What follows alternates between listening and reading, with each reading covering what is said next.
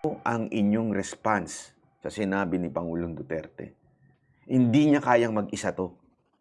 Kailangan niya ang taong bayan na hindi lang nagsasalita.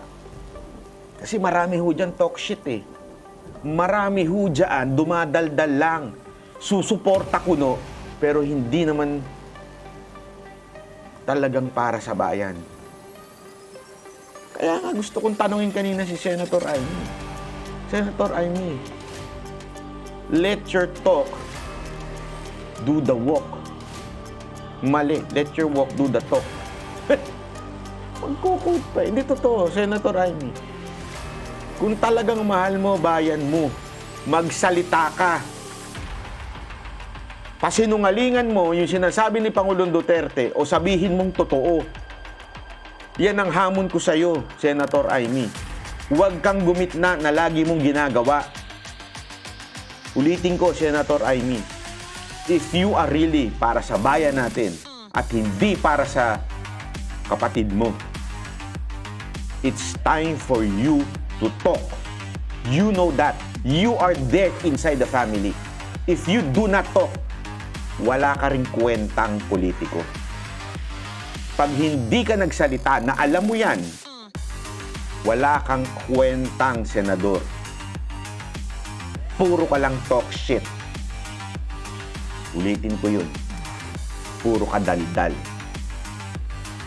Kaya kayong mga politiko, pagkakataon nyo nang magsalita.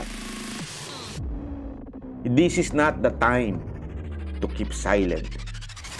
It's time to talk, to give your expression. Ano ba ang gusto ninyo? Opinion nyo. Hindi yung gumigitna pa rin kayo. Kasi ang dami dyan na mga nag-unitae, gumigitna pa rin kayo hanggang ngayon. Nagsalita na ang ating Pangulo. Gigitna pa rin ba kayo? Gusto nyo po bang pangalanan ko kayo isa-isa? O kailangan nyo, gagawin nyo na to? Kasi ang hirap sa inyo, nandun kayo sa gitna. Hindi ko alam kung bakit. Takot ba kayo? O nag-aantay pa rin kayo ng basbas ng ng MOOE? Nagsalita na ating Pangulo. Etong ginawa niya, buhay na niya nakaano dito. Maaari na siya talagang maalanganin dito. Hindi niya to kaya mag-isa. Panahon na para magsalita kayong mga punyeta, kayong mga politiko kayo, na kunwari kaalyado kayo ni Pangulong Duterte. Ngayon na yung pagkakataon na yan. Diba? Hindi yung puro toxic nyo.